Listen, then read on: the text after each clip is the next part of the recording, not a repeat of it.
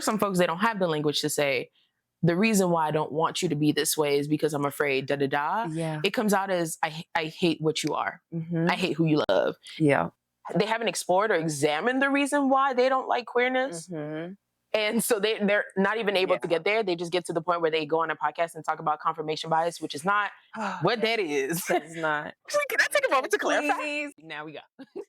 We got the tea and a theory. We got the tea and a theory. We got the tea, what? And a theory. We got the tea and a theory. Is this thing on? Yes. Hello, everyone. Welcome to episode 5 of Tea and Theory. Oh my God, where we spill the tea. And we back it up with theory. And we've been doing that for 5 episodes. Oh my God, like girls, we are like, wow. I know. We're kind of iconic. You know. And in the middle of our PhD too. Hello. It's pretty iconic. No, like tea. The fact that y'all are getting this, wow. Wow, you're welcome. I'm kidding. But yes, all this to say, we are your hosts, Kesson. And I'm Quenisha. And so, as usual, we'll start with our check-ins. How are you doing, sister? Yeah, so honestly, I'm a little tired. It's that time of the semester. It's all piling up. I spent the last week grading the same papers over and over and 75 times over. So I'm just... This is crazy. That is wild. I'm like, 75? Are we sure? I'm glad y'all are all in this class. I'm glad. My goodness. Yeah, love you getting your education. I do, but man, this is a big class. Yeah. And so, I've just been a little tired over the last week, been trying to slowly get my life back together and make a plan for getting my life back together. I feel like that grading took up a lot of time that I was hoping to dedicate to other things. Yes. And then I didn't get to dedicate it to those things. And it's like, I still gotta do those things at some point. And so this morning I woke up and I actually kind of had the cleaning bug. So I started kind of cleaning, and I'm hoping to continue that for the rest of the day and then for the rest of the weekend. Yeah. So I'm definitely trying to lock in, get my life back together, get it back organized. But I'm good. I'm here. I'm just a little tired. Yeah. How have you been? I feel the same. I feel tired, but also very happy. Yeah. I proposed dissertation successfully. Oh. For the people listening, she ate that. Hey, and did. For the people listening, you can't see, but I'm rocking shoulders. Hey. No, but literally, that was such a big thing that was taking up a lot of time. And I was like, okay, I'm kind of ready to get it over with. I'm sorry. I need to just be done with this. And so proposed. So I feel a little bit lighter, I have more time. I also feel so much more clear-headed. I've started, the psychotropic side of the ADHD diagnosis. Shout out to my doctor. Girl, you ate that. No, because so my first day, I was so everybody just be thinking like this, for free?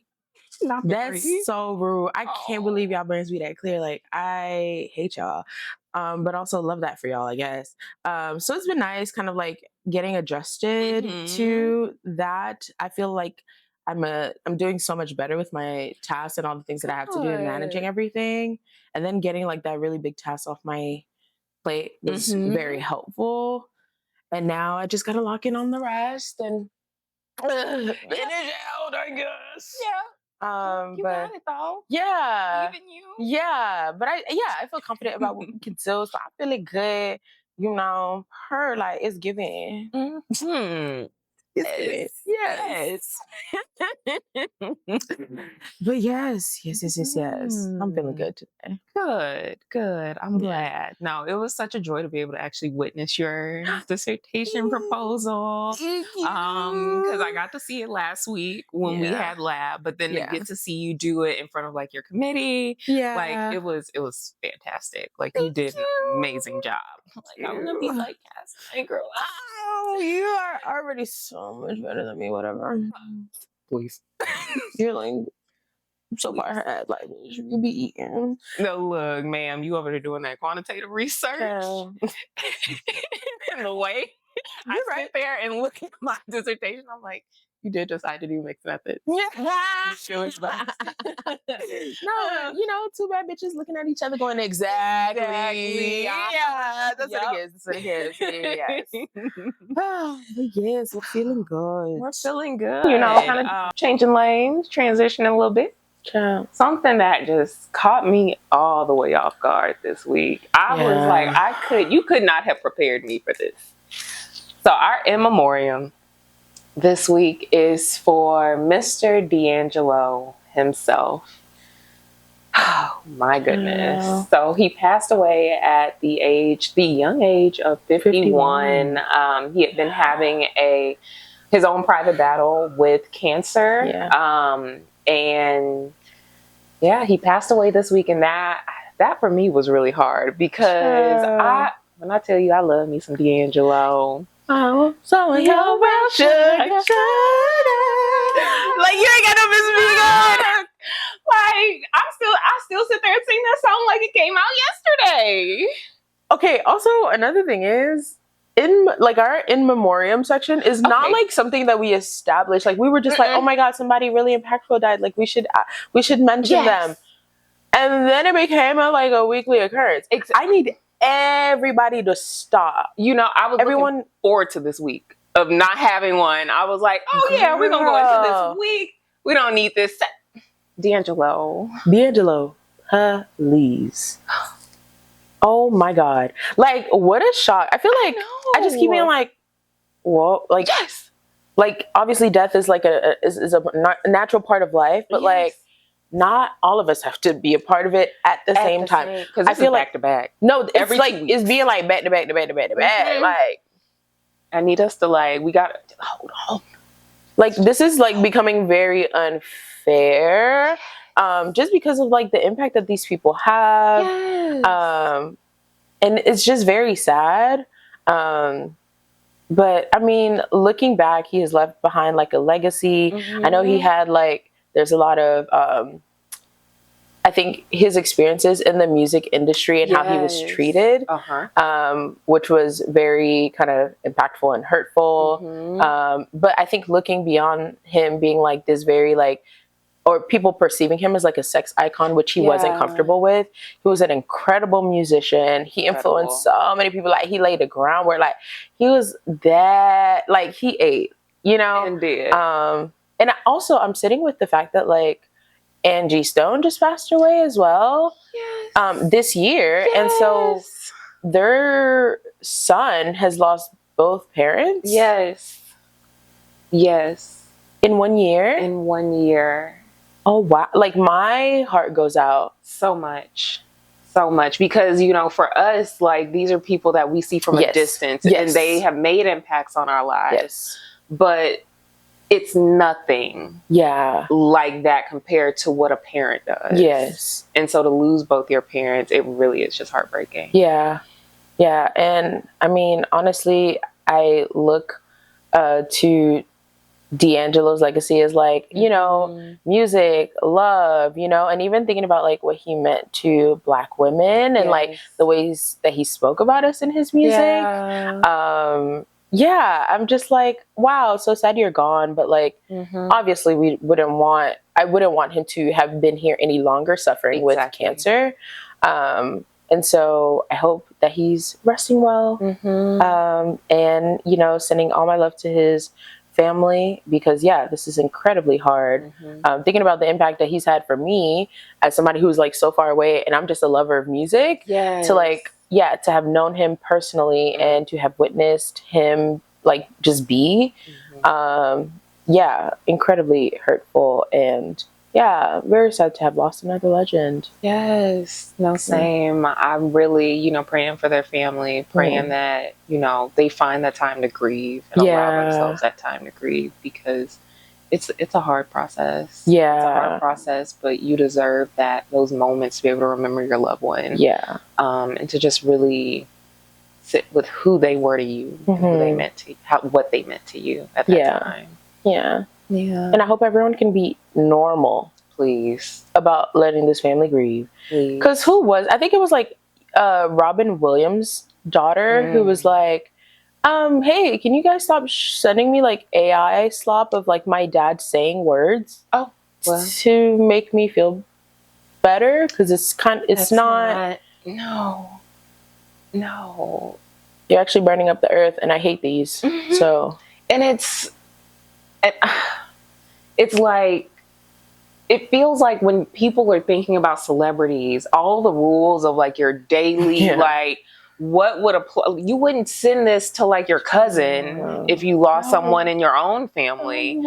And so it's like some people lose all those rules of decency and like what you should do if you lose someone or what someone might need if they've lost someone. Just because someone's a celebrity, it doesn't mean that and they've invited us into certain spaces that they occupy. It doesn't mean that we have the right to enter into every space that they're in. And their grief is one of those sacred spaces. Right. You can just stand outside and just like, look, and then go, oh, well, and then walk away. Exactly. People grieve, like, So it was just very weird to find out people were doing that, because I was like, why would you do that? Because it's not like, there's no thought in my mind. It's like, this is what you need right now. You need to see this person saying things that they didn't actually say. Or like, have you seen those videos where people like AI like will take the picture of you and your loved one who has passed away and then give them wings and then they run off and fly into the sky? No. You need to look those up. I mean, some of them are like, people are doing that with their own loved ones, so I'm going to hold my own laughter. Okay. But I'd be like, oh, okay. I'm gonna have to look that up. That's different. That's exactly what it is. That's interesting. Different. It is interesting. Everybody's so creative. Grief is a personal journey. It is, and we all grieve in our own ways. Yep. Amen. Yep. There's no real rules to it. There are no rules to your own grieving. Yep. And that is, I want to leave that one there. Yeah. Well, R.I.P. D'Angelo. Yeah, rest well. Yes. And now, transitioning. Yes. Once again into our icon of the week. Yes. Oh, this one, I'm so glad you got Yes. Oh my goodness. Michael Reitz. Yes. Also known as Michael the Librarian. Yeah. If you have been anywhere near the internet, the TikTok, any social media, one thing that he let us know is how much he loves libraries. Yeah. How much he loves reading. And he is now the new host of the revival of Reading Rainbow. Yes. Oh my God. I love that show when I was a child. Butterfly in the sky, hanging on twice as high. Take a look. It's in a book. No, literally. So if you're listening to this, I just gave a very well done, perfect interpretive dance. Okay. To the Reading Rainbow theme song. And the new one? Like it's all making sense to me. It's making sense. Girl, like if there was a perfect person to put in that position, hands down, nobody better. Nobody, like even Lamar, like girl, Diva, love the work you've done. Go ahead and give it. Go ahead and give him the mic. Go ahead and pass that torch, because oh my God, like I remember in like 2020, height of COVID pandemic, scrolling, and just seeing this very kind of friendly face who just like what's the word? Who just radiates joy and like, love, and just talking about book recs and, loving the library and the resources that you could get from the library. And another thing that I really liked about Michael is how honest he was about his own mental health struggles. And so he fostered a space for not only reading, but then mental health. And so weaving that in, giving people the space, I feel like he was also a reminder of like, go to your library. Yes. Yes, like they are here. Yeah. They exist for a reason. Yeah. It's free to get a library card. Yes. Go use this. Like, go use Yes. this place that they want to say we've forgotten about, because Yep. a lot of us have. Like, we I got did. Kindle, we have We have that. technology, Yeah, we have all of that. books are all on here. But there's so much that you can get from it. And Yeah. he was such a great reminder of, no, like you can really, like, there's a space out there, Mm-hmm. and like go use it. Go see this Yeah. space. And he just really, I feel like he did such a great job of just capturing this love that I have for books in Mm-hmm. the library that I Yes. cultivated when I was a kid. Yes. Like it gives like the Scholastic's book fair, and like Yeah. go into the library and just like, oh, I'm just gonna like pick up a like search, and like I don't even know what I want to read today, but let's like Yeah. search and look through stuff and figure out what it is that I'm wanting to find, Mhm. what's gonna find me. Mhm. And I think this really resonates with me at this time because, as you know, I've been rereading the Harry Mhm. Potter books. I started Mhm. this summer. I'm on book 5 now, and I'm almost Mhm. done with book 5. Yeah. And that was something I fell in love with as a child, being able to, I love like fantasy, I love mystery. So Yeah. I would read like the Boxcar Children and Mm. Juna B. Jones, and like, Wait, were you Misadventures of the Baudelaire children? Baudelaire children? no, okay, I never read that one. Oh, sorry, Baudelaire children. Oh, a series of unfortunate events. A series. Okay, I never read that one either. Okay, Crazy sorry. enough. Yeah. Sorry to interrupt, but No, yeah. no, Oh, sorry. This is like, yeah, no, I hadn't read that one either. judgment. Oh, no, it's supposed to be a safe space. Oh, it's okay. I still have time. Yeah, no, today.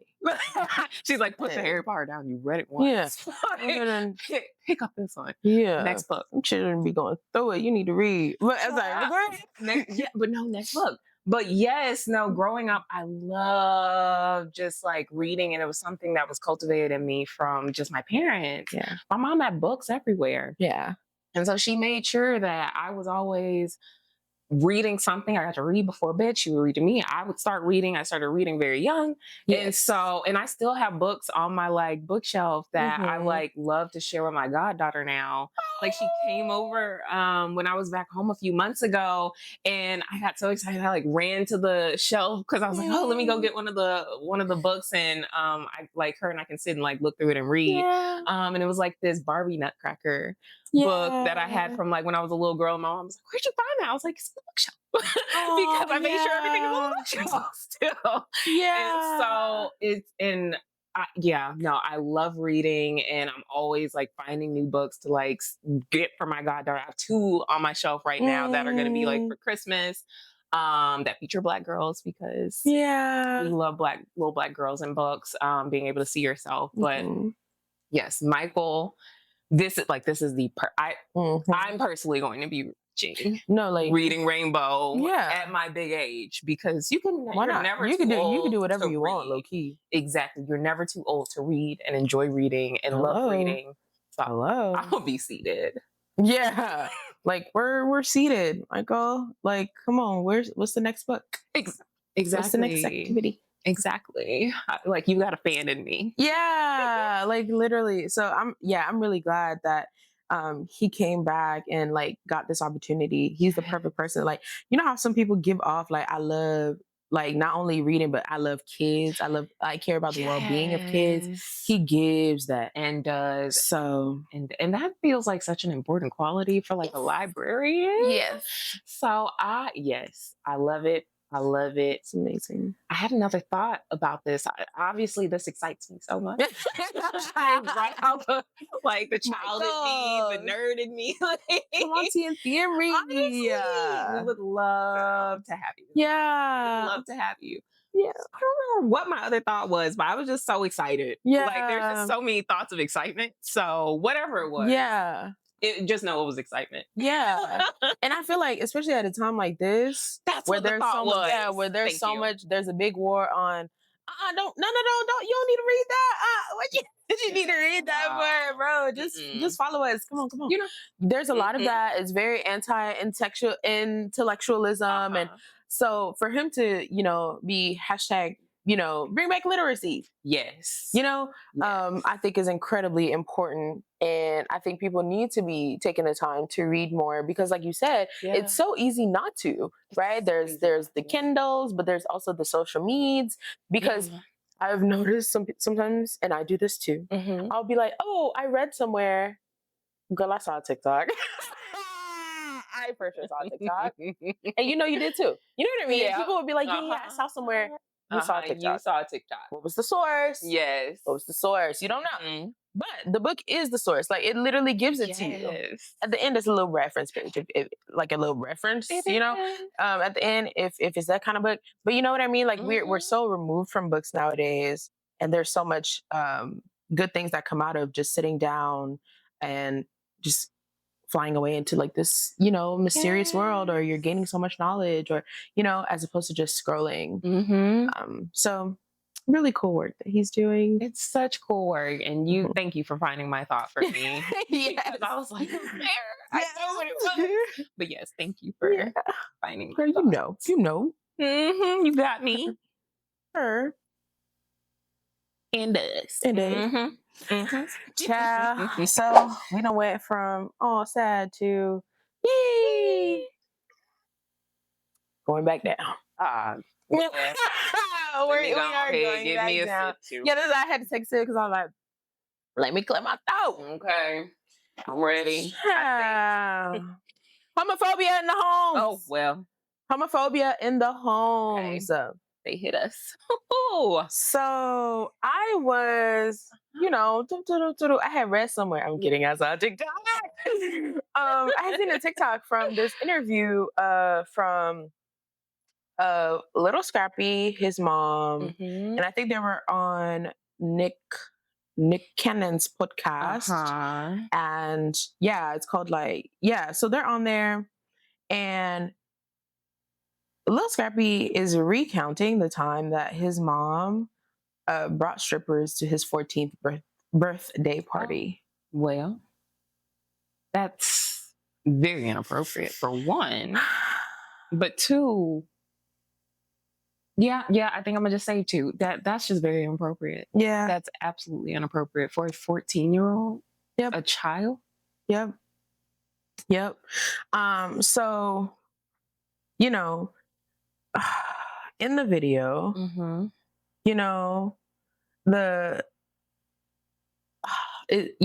so Scrappy goes to say, like, quote, bro, I wasn't even looking for nothing like that, bro. I was sitting there like the whole time, like, strippers. I look back at it though, that was traumatizing.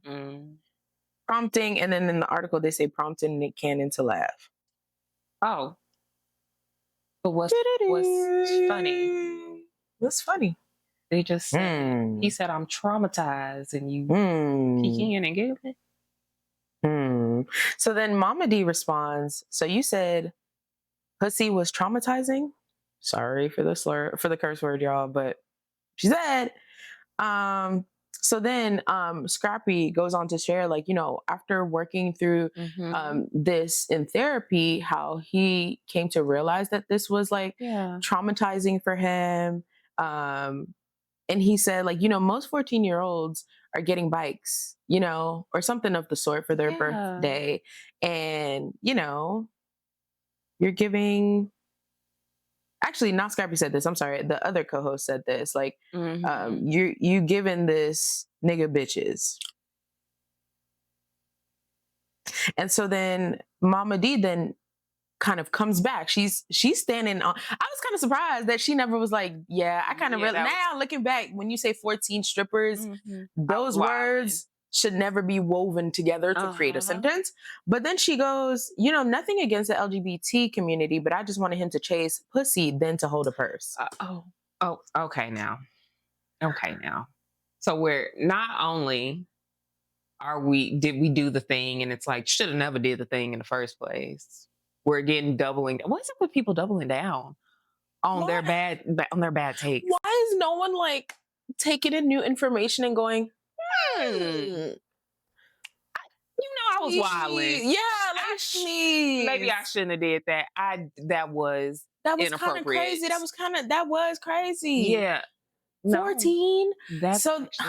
Yeah. Mm-mm. So as I'm watching that, I was just like, oh my God. Like, and this is a whole nother conversation in itself, but like we Yeah. have to learn how to not be afraid to like learn new information Yes. and then be like, okay, yeah, hold on, let me process it. Or Uh-huh. okay, I can see how my point just is not as strong right now. Yeah. It's okay to be Um, wrong. yeah, It's okay to have like harmed and to yeah, recognize that you've harmed. yeah. Or let me incorporate this new information into how I will now process. Like, Uh-huh. there's nothing wrong with that, Mm-mm. right? But she doubled down. She's just like, yeah, like I did this because I wanted you to be a man, right? And so this happened. And then, weirdly enough, more homophobia in the homes, Oh, homophobia on the podcast. Okay. well. Tammy Roman. It's Roman. I said Roman. But Roman Mm-hmm. was on Candy Burris's podcast with her daughter Okay. and basically was so they were talking about how Tammy Roman doesn't want her daughter Jazz, who Mm-hmm. is an adult. I should preface this by saying is an adult, like grown Yeah. woman. I imagine pays bills. Um, and didn't want her, like, doesn't want her girlfriend to attend her graduation ceremony. So Jazz's graduation ceremony. Oh yeah, like Oh, Jazz, like yeah. as in Jazz is Jazz the person yeah. who worked hard and then got the degree Uh-huh. and is And now she's being celebrating. celebrated and her own girlfriend Uh can't, huh. and because her mother doesn't want. Uh huh. Okay. Mm-hmm. I'm connecting dots. Mm-hmm. I'm not Still, understanding, but I'm it's not connecting. making sense, but Yeah, okay. I'm hearing what you're saying. Okay. yeah, yeah, yeah, yeah, Okay. yeah. So she said, I gotta take a step back and figure out how it works for me and how it can be comfortable in that moment because there's something called mental health that we have to be concerned about, Oh, and I got to be concerned about mine. but what about Jazz's? What about Okay. Jazz's mental health? Hello. Mind you, it's her graduation. You're telling her Hello. that somebody that's important to her can't come to her Hello. graduation. What about her mental health? Well, Then to know that it gets better. oh, It does get better. oh, She says there's something called confirmation bias. When people think like you or appear to be like how you are, you're more drawn to those type of people. I got to take a step back and figure out how this works for me. Because she admitted that she mhm. said this because she admitted to being more biased towards like her other daughter, Lyric, who is Okay. heterosexual, it Yeah. seems. And just being able to connect with her more and like, oh yeah, Mhm. her partner could come around because I'm comfortable with that. Okay. Oh. Uh-huh. And I feel like in watching both of those videos, Yeah. um, what was a little bit heartbreaking for me, like when I put my little, Mhm. counselor Yeah. hat on, what was heartbreaking for me was it almost feels like you can see, like, Mhm. because I feel like as adults, sometimes we still remain like our child or Yeah. younger self. And I feel like Mhm. how heartbreaking that must have been for them, for their little inner child to hear that, right? Yeah. This idea that like, I love you, but I Mhm. love you, but Mhm. eh. Like I Yeah. would rather traumatize you than to love you if you potentially were Mm. homosexual. Um, Despite me loving you, I just can't accept seeing you love who you want to love and be loved by who you want to be loved by. Mhm. And how hurtful that is. Yeah, just heartbreaking stuff to have watched. Mhm.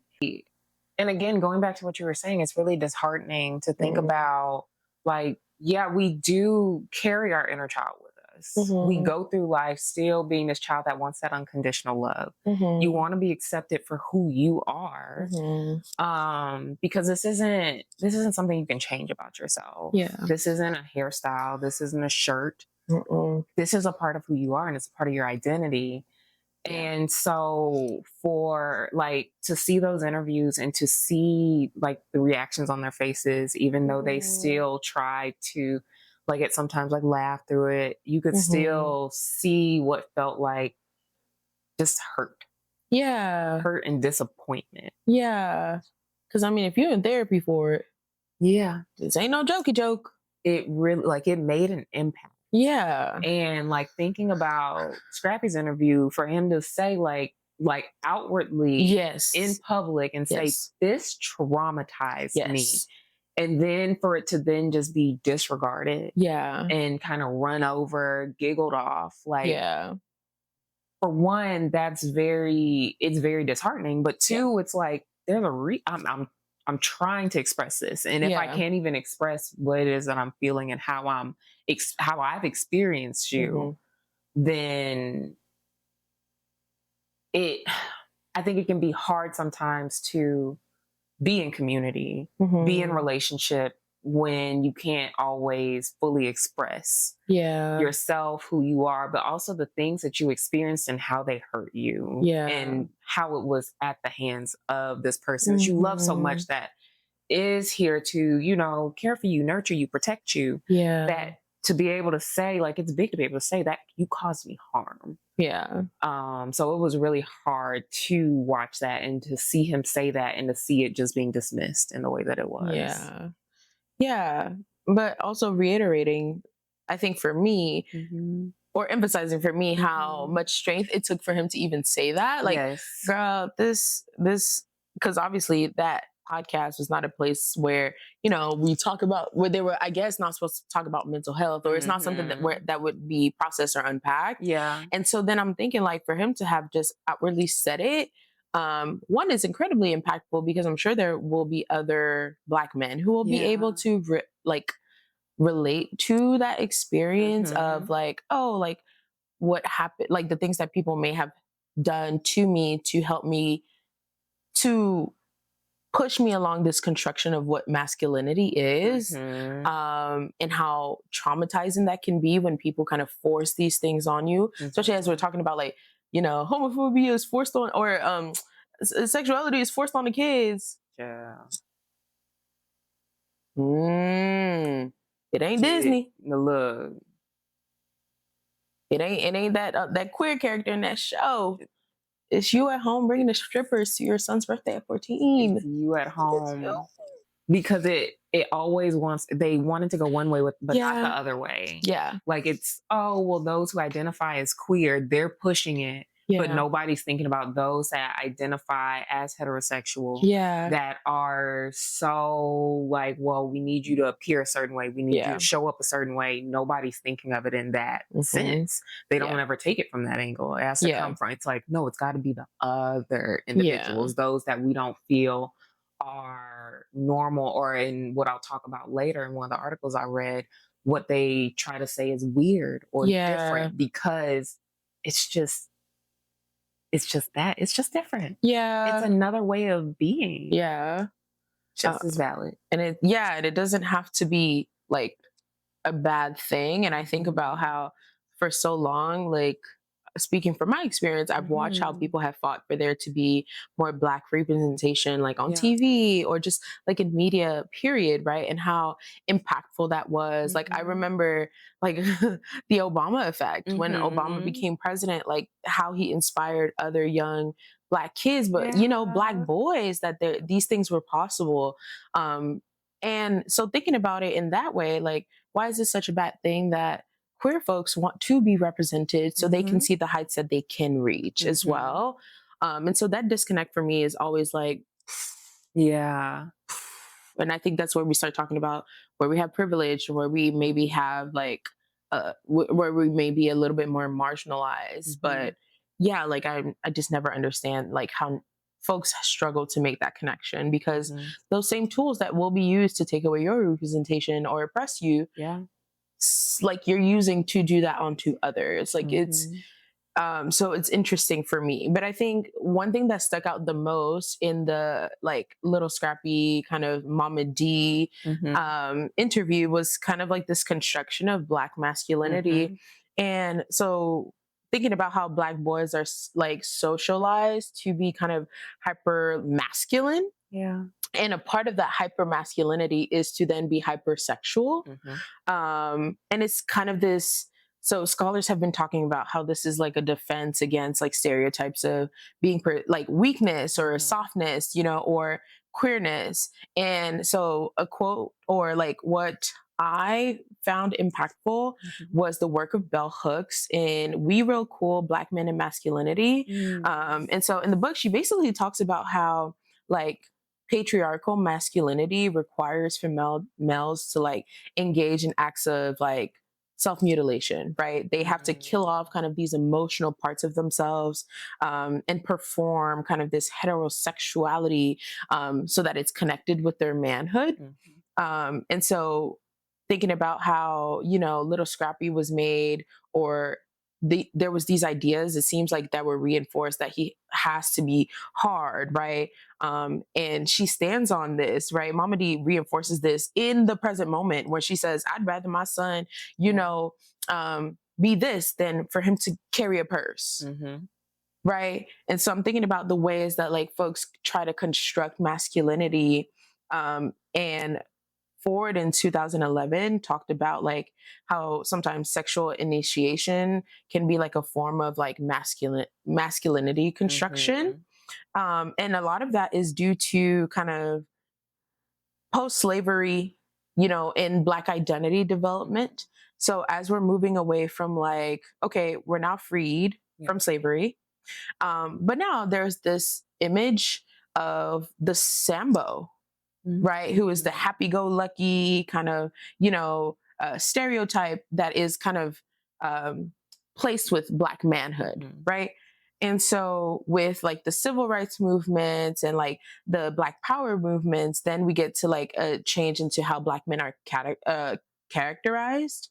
And so through that, I'm sorry, then Collins comes in and she talks about how, in moving from like the happy-go-lucky Sambo, we get to like a shift to like a cool yet dangerous, edgy, kind of angry figure of the Black man, who's like, so we go from very like soft and weak to like very strong, right? And so then Black men are now depicted as like, really cool, hyper masculine, hyper heterosexual, emotionally unexpressive, sometimes violent criminals, thugs, super athletes, or entertainers, or cool cats. And so Collins talks about how there was then like kind of this fight between these two controlling images for Black men. And how that kind of perpetuated this one-dimensional stereotypical depiction of Black masculinity. So you can either be very weak or you could be very strong, and there's no in between. And so I was just sitting there thinking like, well, if I think as a Black mother, this is all that my son has to pick from, I wouldn't want for him to be perceived as weak, because then how can he protect himself from, beyond being perceived as queer, like he has so many oppressions that he has to navigate in life. And so in trying to maybe protect him, right, like traumatizing him and forcing him to be this very hyper masculine man, and how that seems to be a story for so many Black men, and how heartbreaking that is. No, it's very heartbreaking to think about. And it makes me think about how at times it can come from a place of protection. Yes. And it's very disheartening, because it's like, I see what you're trying. Yes. You're trying to help.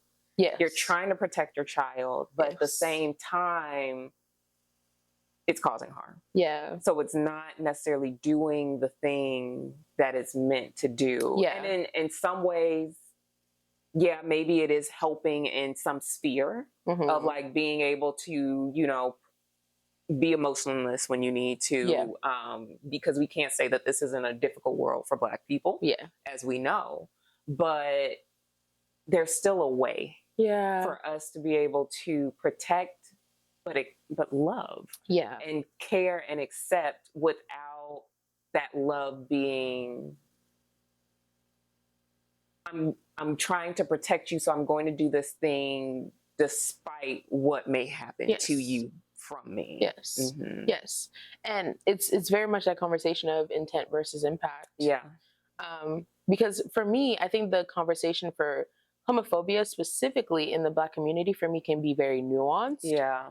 Because there is like all of that, right? The idea that you may perceive that him already being a Black man, which is already seen as deviant in this society, what else, like you adding on this other identity is going to make you even more deviant. You're going to be so much more at risk. So how can I reduce the risk? But once again, it's like you said, like now we've moved to the other extreme, right? And I've hurt you to quote unquote protect you. But like where is the middle of that, right? Because I also think about how sometimes for some folks will have to mourn the person they could have been if they weren't pushed to being to have these experiences to like strictly construct their masculinity to be heterosexual macho man, bitches, hoes, money. I don't care about my emotions. And thinking about how Scrappy at his age is now having to potentially unpack all of that in therapy today. And little Scrappy is how, hold on, let me confirm, child. He's 41. And so at 41, recognizing that you've been traumatized, thinking about like looking back at all the experiences that you've had and mourning the person that you could have been. And so I think it's Mama D, yes, but I think it's so much of broader society that like impacts the ways that Black people can parent sometimes. And sometimes it is strictly homophobia, but I think sometimes there is a little bit more nuance to it as well. There definitely is, because like thinking about that parenting aspect, thinking about that protection aspect, when I was reading African American lesbian identity management and identity development in the context of family and community. So what this article and what the authors talk about is they do a case study on 2 Black women who identify as lesbians that are 26 and 27-year-olds, I believe. And so they talk to them about their experiences of being a lesbian in their family, coming out, and something that they share is the policy don't ask, don't tell. And so as we know, that policy originally came around in the military, essentially saying like, if you are out, you can't serve. So it being a very much way of silencing them, of making them have to conceal this identity. So they have noticed that this policy also applies to the Black family a lot of times, in that they may know that a family member is gay. They may know that they have a partner, which they'll often refer to as like their roommate or their friend, but maybe never, oh, this is their wife or this is their husband. But the conversation is, don't say anything. Don't outwardly say that you're lesbian. Don't outwardly say that this is my partner. And we'll let you rock. Like you can come in, you can still exist. Well, you'll still be a part of this family. We'll still be here. But because this is another identity, like you were saying, that you're putting on top of being a Black woman, no, that's not. You've already, there's a lot going on there. Don't put this other one. So come into the family. Just don't do too. That's just Uncle Leroy's roommate. Exactly. Like leave it alone. Don't say nothing. Like they gonna still come to dinner. We're still a family. They're still gonna come in and eat, but we're just not gonna talk about Uncle Leroy. And his partner. That's his friend. And we still love him. We just not gonna talk about it. But when we see that, and I think that is, we go from one end of the extreme to the other end of the extreme to like a middle ground that's not necessarily a middle ground. It's like up here. So it's still another type of extreme. But it's like, we're going to allow you to be who you are in secret. And it's still, and it, when I was reading that, it made me feel very much like, okay, so this isn't like Scrappy's mama, like I'm forcing this on you. This isn't like Tami Roman saying, don't bring them. You can still bring them, but it's found another way to go to the extreme, but where it's like, no, this is fine. This is Yeah. we're accepting, but it's still like I still can't show up and be myself. Yeah. I still can't show up, bring my partner, live my full life, and feel like I'm still going to be loved and accepted. And what we know is how important family and community is. And Yeah. so this is the middle ground that has been found to be more acceptable sometimes for those that hold those queer identities. And just like, as full transparency, I don't hold a queer identity. And so as I'm speaking from a place of being an ally and being on the outside. And so it's this middle ground that they're finding of, I still need my family and I still need my community.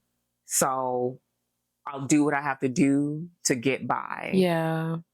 And that makes me think of a documentary that I actually saw, like a trailer for it, and I was like, "Ooh, let me watch that." So it was about like a drag queen in Canada, I think Toronto. Shout out Canada, blah, blah, blah. And it was Michelle Ross who passed away. Yeah. And basically, they were talking to family members as well as like friends about, you know, her life. Yeah. And how when she passed away, people were like, so basically, family did not know that Michelle Ross was a drag queen. They just thought that she was right. She was a seamstress, and they just left it at that. There was a lot of is she interesting? But didn't ask too much questions. Didn't ask too many questions. Didn't want to get into it, right? And so she passed away, and the coroner comes, and they're getting her body, and they were like, "Gag! Yeah, it's Michelle Ross up there." And family was like, "What?" Okay. Yep. Mind you, Michelle has these gorgeous painted pictures on her own wall of herself, right? Family was like, "Oh, we just thought it was Diana Ross." And she had a doll of herself because she was prominent, right?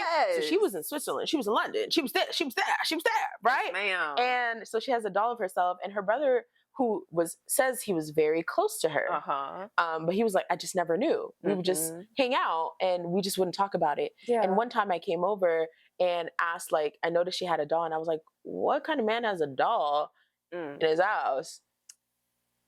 And so family never put together, or I would say really tried to avoid thinking about the fact that Michelle could be anything further, or I'm sorry, L. Barrington Shaw was anything further than, you know, just their brother or uncle, right?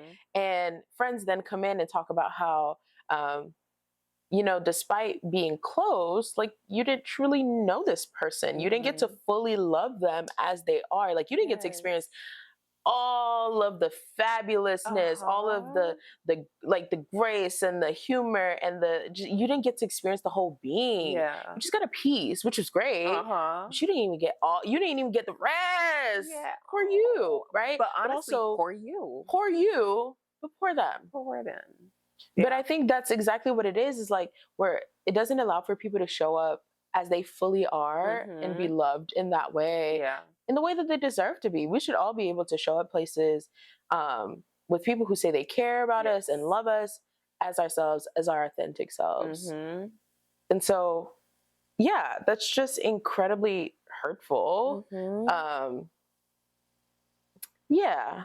And I think when I thought about the Tami Roman video, what came up for me was very similar to the Momma D interview, was the idea of like generational differences when thinking about like how people are socialized, right? And so what was Tami or Momma D shown that was, you know, good or bad? You know, how was queerness, you know, how much was queerness really stigmatized at their time? Because, and I mean, we losing the ability to say this, but we are at a time where it's like, you know, well, dang, no. Well, we were kinda, somewhat, at a point where, you know, it was somewhat safer to be queer, Yeah. right? But there were times where it was just like Yeah. queer is bad, Uh-huh. right? And we're thinking about the eras where it was kind of like the AIDS crisis that Mhm. people weren't responding to and just letting queer folks Yes. die, right? And so I'm thinking about that and how that may influence or really inform how they view Mhm. queerness.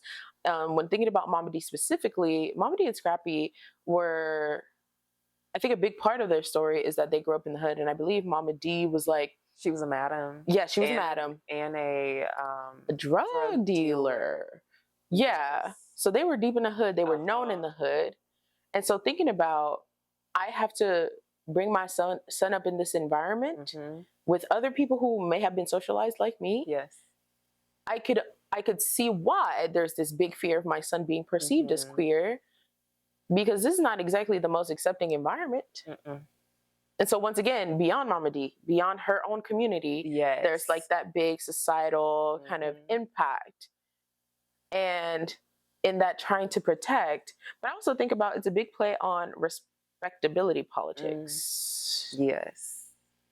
And so, for folks who don't know, respectability politics, defined by Pitcairn and colleagues in 2017, they write how it describes a self preservation strategy historically adopted by African American women to reject white stereotypes by promoting morality while de emphasizing sexuality. Mhm. And so, while civil rights activists and feminists criticize respectability politics as reactionary, subordinated groups frequently use these tactics to gain upward mobility. And so, putting it in simpler terms, it's kind of like when people try to gain acceptance by, you know, following society's rules about what's normal and what's good, even if those rules are really unfair and Yeah. harmful, right? But it's a way for us to kind of, what do people be saying? Pull our Pull ourselves up by the by the bootstraps. bootstraps. Uh-huh. Child. Yep. And so Mhm. thinking about the pressure for Black women to raise children who won't be stereotyped as deviant Yeah. or out of line when their skin tone is already deviant Yeah. and out of line. And so how that can manifest as like being homophobic or like just more heteronormative Mhm. leaning and policing, especially around our children's sexuality. Mhm. Um, and I think it's sad because it's like it's this way that once again we're using the tools that have been used to oppress us to oppress other people, Yes. but under the potential guise of like I really am trying to help you. And for some folks, they don't have the language to say the reason why I don't want you to be this way is because I'm afraid. Da da da. Yeah. It comes out as I hate what you are. I Mhm. hate who you love. Yeah. And also, some people don't even have they don't even they haven't explored or examined the reason why they don't like queerness, Mhm. and so they're not even able to Yeah. get there. They just get to the point where they go on a podcast and talk about confirmation bias, which is not what that is. That is not. Actually, can I take a moment to clarify? Please, Can I please take a moment do. to clarify? Please. So let me start here by saying, like, okay, so confirmation bias is actually the tendency for us to either seek out or to like to interpret new information in a way that confirms like the biases or the beliefs that we already have. So that's one thing. Now, what I think she was talking more about Uh-huh. was the body of research regarding similarity attraction hypothesis, Okay. or the similarity attraction theory, which was proposed by Theodore Newcomb in the 1960s, which really suggests that people are more likely to be attracted to people who are more similar to them. Mhm. So thinking about, you know, our attitudes, our values, our interests, and things like that. And then there's been like a whole lot of studies that kind of show this correlation between like shared characteristics and our attraction. So, you know, having things in common with other people bring us kind of this validation and comfort. Mhm. Um, and so I think that's what she might have been talking about. because and Loki, that could have been a little Freudian slip, you know. If you're talking about confirmation Mhm. bias, that means that you are Yeah. going out your way not to really hear what your dad is saying, which is I hope that's not what you were saying. Child. I hope.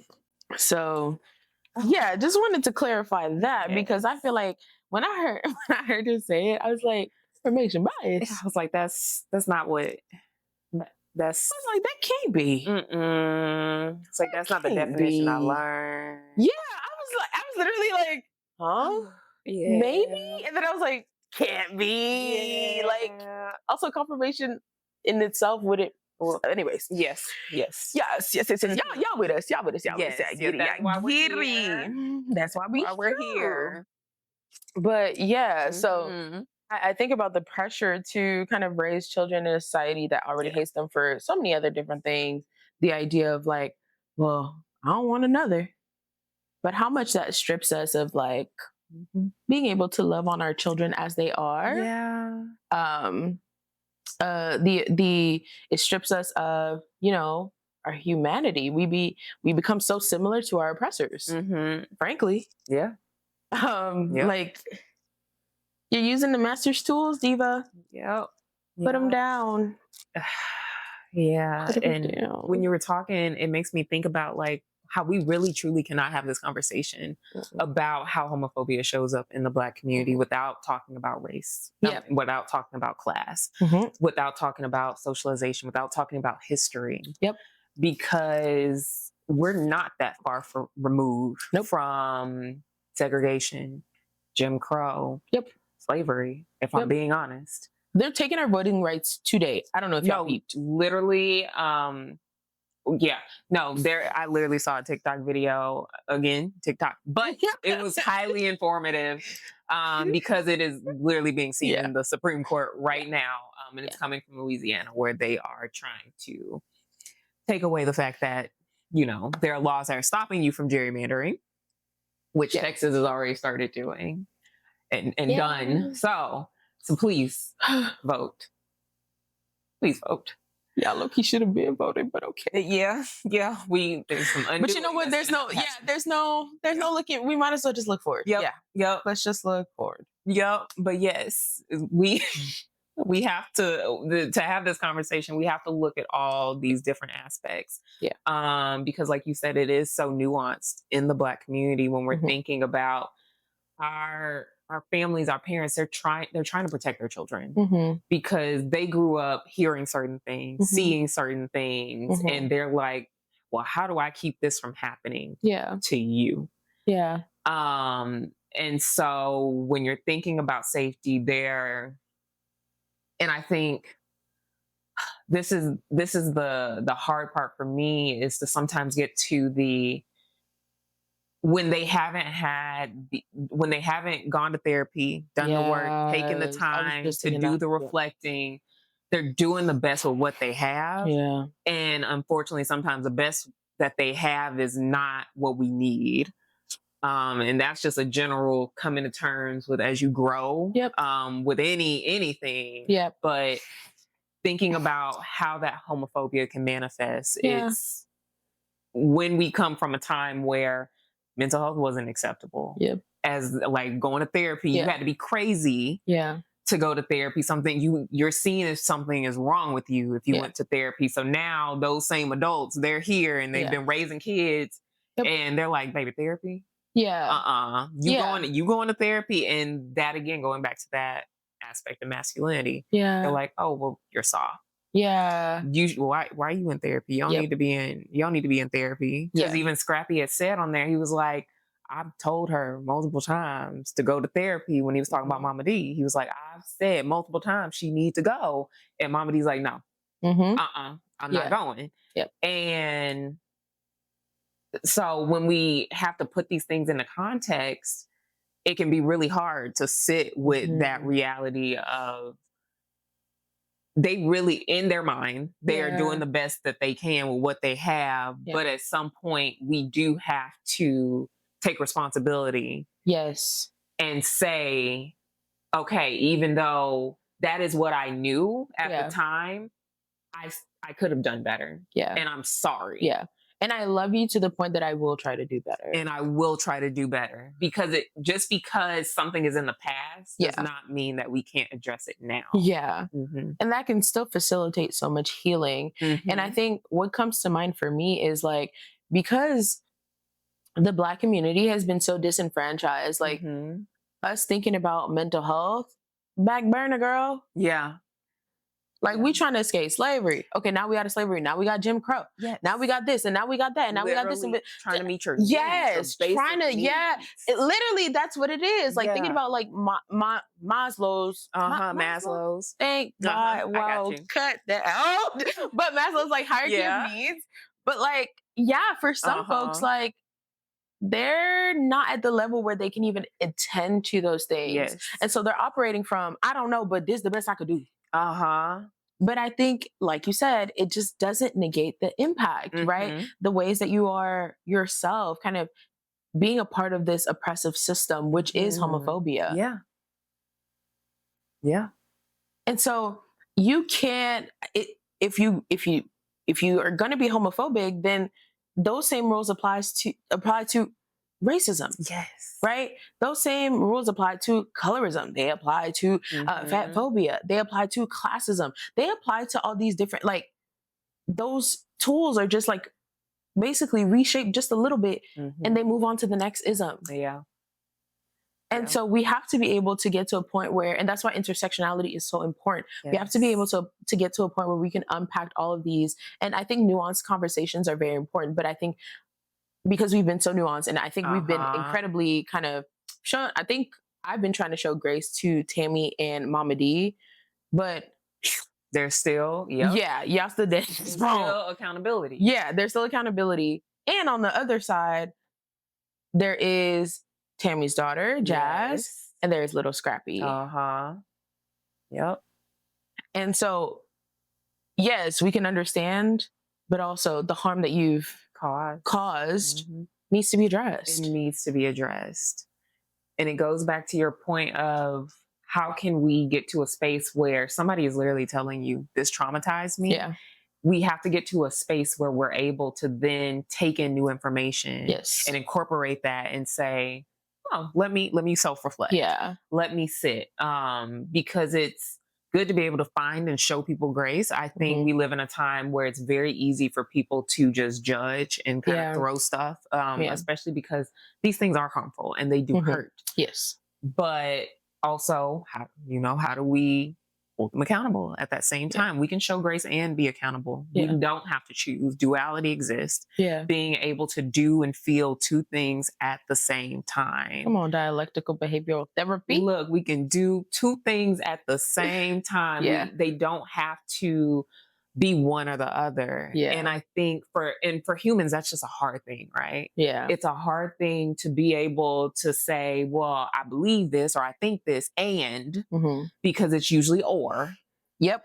And should be in our vocabularies a lot more. These two things can exist. Yeah. And even though they may feel like they're fighting against each other, I promise there's a way that they do connect. Yes. And I promise there's a way that they work together. And it doesn't make you any less of a person, doesn't make you any less of someone who knows themselves, to be able to sit in the middle of that discomfort, because that's what it is. It's discomfort when we have to say and.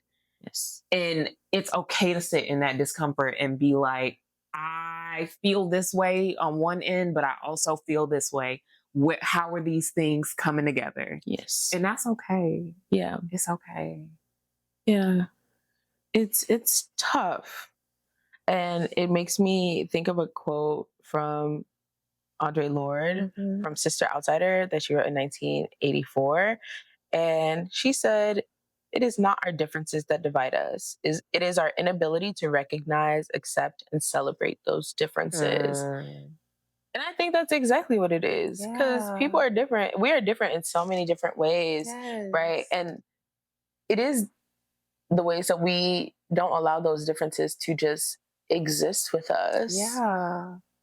That we cause the divide, that we cause that harm to each other. I love that. It makes me, so when I was reading my articles, so both the ones I read, so the second one I read was, "Is the Black Community More Homophobic?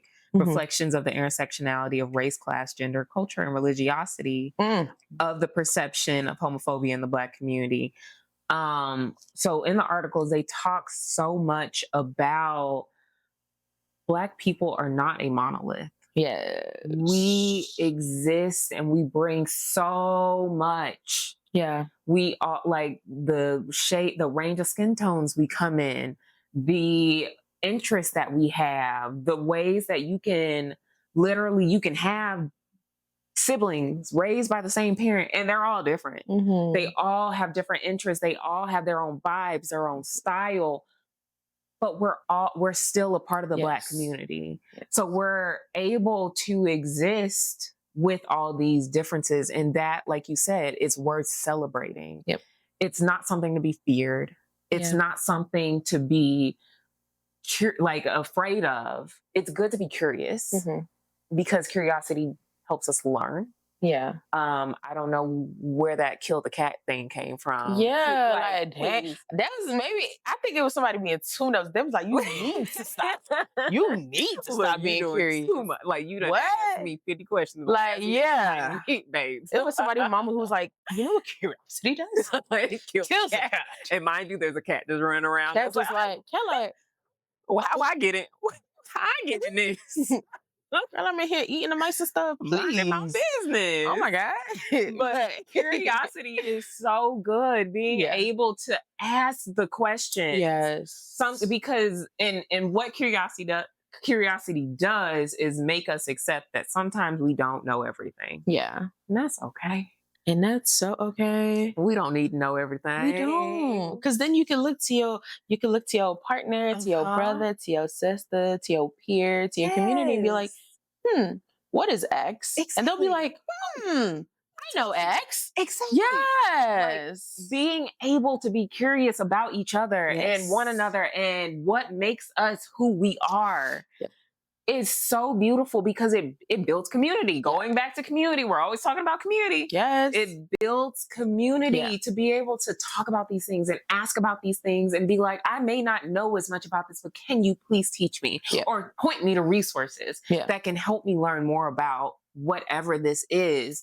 So even if it's like, I don't understand your identity, point me into some directions where I could learn more about it so that I could educate myself and I could show up for you better.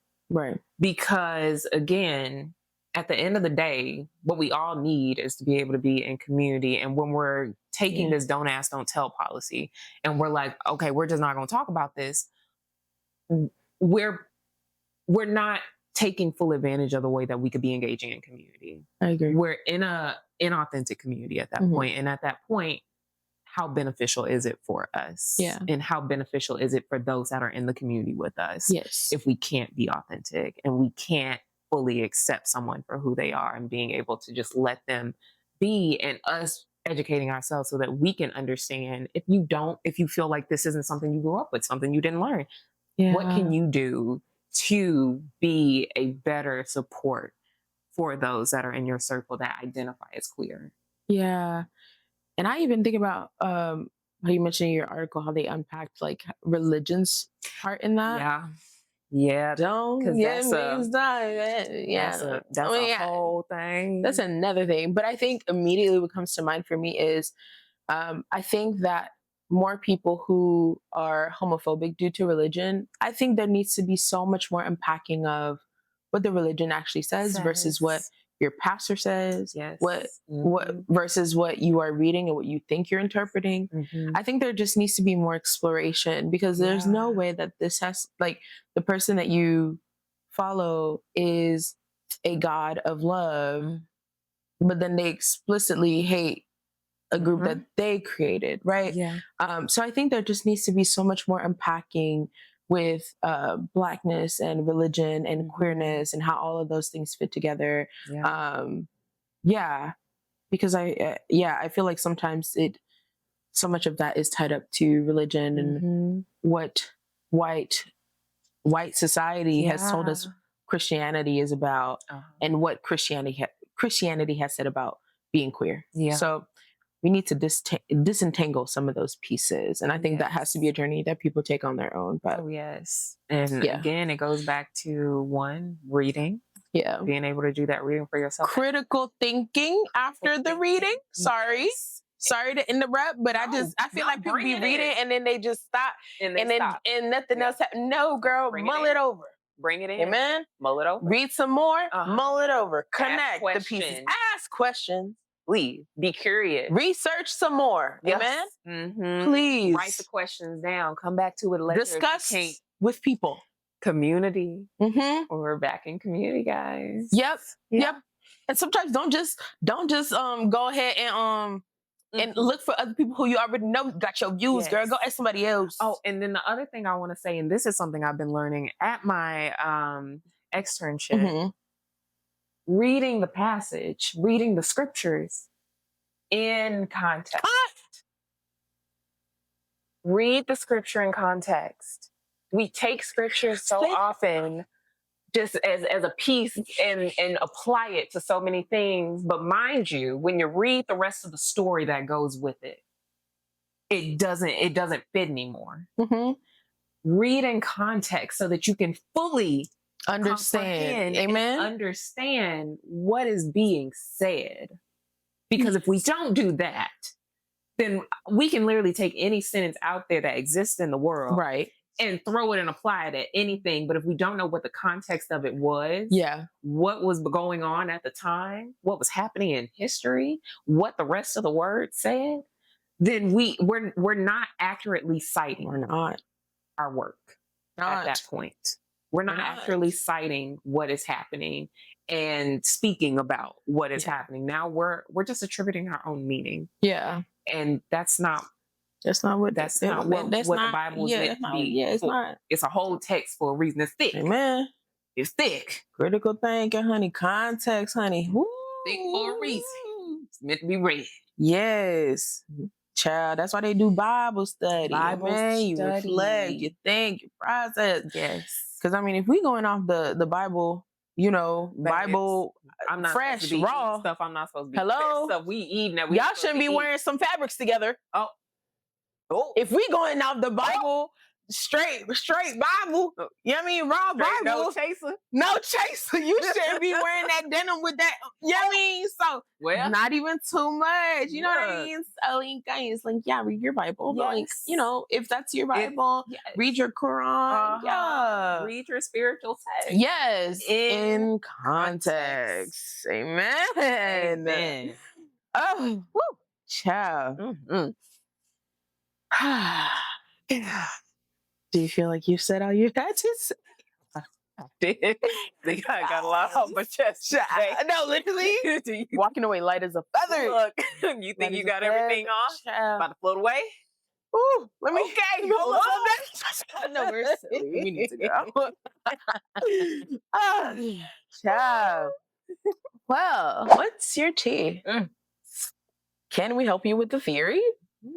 Send us your tea through our email, teaandtheorypodcast@gmail.com. And you can also DM us on our socials at Tea and Theory Podcast. We're on Instagram. Okay. We are also on TikTok. Okay. We're with the cool kids, guys. We're the cool kids. I am a cool kid. Yes. With the youngins. With the youngins. Because youngins say that. Yeah. They refer to them so. Somebody's gonna go look up. God. Like, how old is she? Guys, an old soul. I came out the womb like 40. Please. Wait, I'm literally so and I'm a Capricorn. I can't do anything about any of this. I can't relate. I'm literally so young. I was born yesterday, low key. I'm just young and fun and turn per.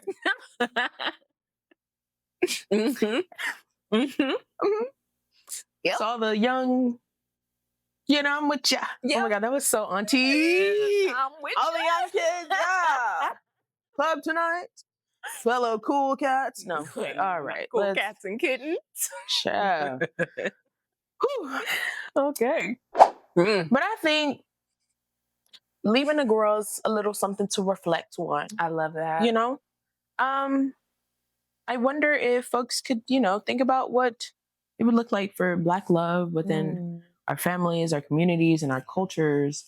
What would it look like for us to make space for all of each other, right? Including maybe our queerness, instead of policing it, what would it look like for all of us to allow ourselves to show up authentically and love each other for it?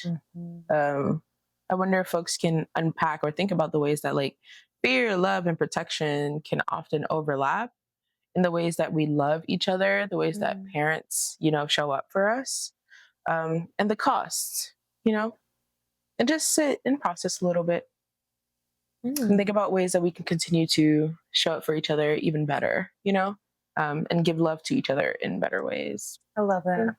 I love Yeah. that.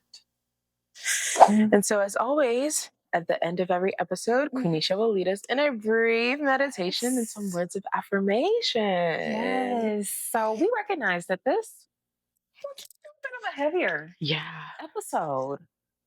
So we're going to go ahead and just really, really, really take this time to unwind. I think we need a little bit more than we've even needed in some other Mm. episodes. So, as always, I want to invite you to find your comfortable position. Maybe you want to take a moment, lay down. Maybe you're stretching out on the couch. Or if you're sitting up, putting your feet flat, back straight, and allow your arms and your hands just lay in your lap, just kind of fall gently, or maybe they fall to the side. And if you're comfortable, I'll invite you to gently close your eyes. And if not, just soften your gaze. Take this moment to really connect with your breath. Taking deep inhales, breathing deep from your diaphragm, allowing your belly to fully expand. And taking deep exhales, allowing your diaphragm to then sink back in as you exhale the air out. And maybe you want to exhale from either your nose or your mouth. That's your choice. Continuing to allow yourself to just settle in and breathe. I want to invite you to really just clear your mind. Allow yourself a moment to be just present, listening to the sound of my voice, allowing any thoughts that may appear, that may pop up, just allow them to drift away as if they are clouds in the sky.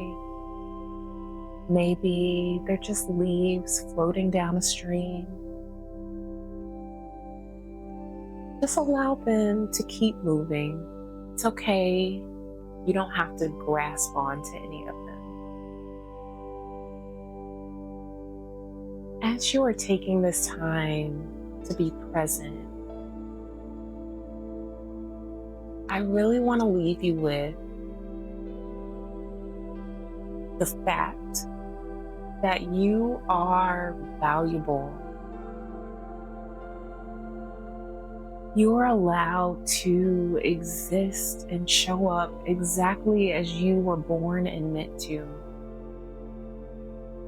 As people, we are perfectly imperfect, and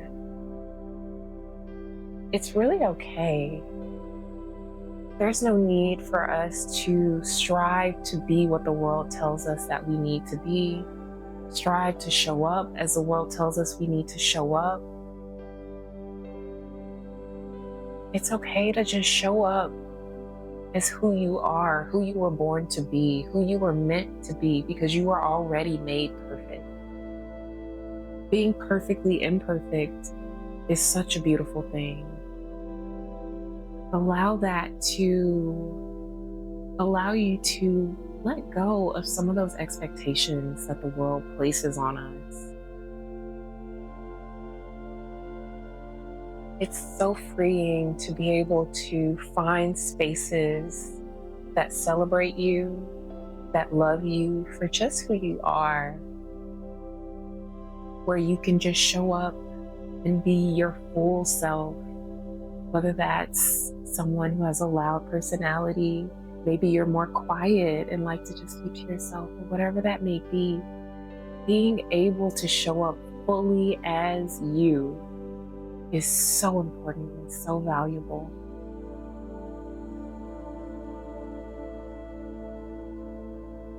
I hope that you find spaces that love on you, that care for you, that nurture you in all the ways that you deserve, just for being here, just for being born and existing. There's nothing more that you needed to do that would make you worthy of that love, of that support, of that feeling of being accepted and loved.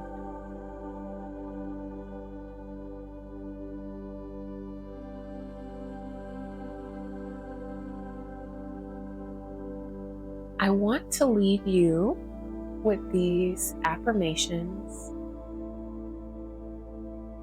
You may want to come back to this video and write them down, but for now, you can either say them silently to yourself or say them in your head and you repeat them to yourself. I deserve an authentic and loving community. I deserve an authentic and loving community.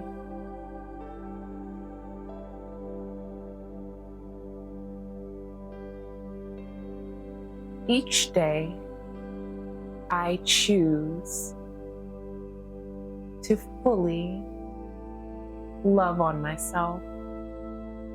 Each day, I choose to fully love on myself.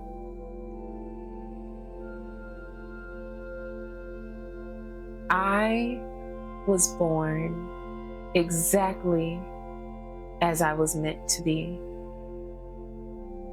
I was born exactly as I was meant to be. I am perfectly imperfect. I am perfectly imperfect. Allow those words an opportunity to really just wash over you, settle in, sink in, and just find their place with you.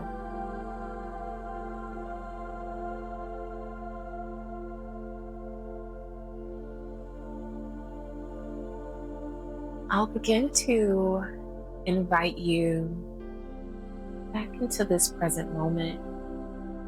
You can begin by wiggling your fingers, wiggling your toes. Maybe you want to turn your head gently from side to side, allowing yourself to gently re-enter this moment. And when you're ready, and only when you're ready, you can slowly begin to open your eyes as you rejoin us here on the couch.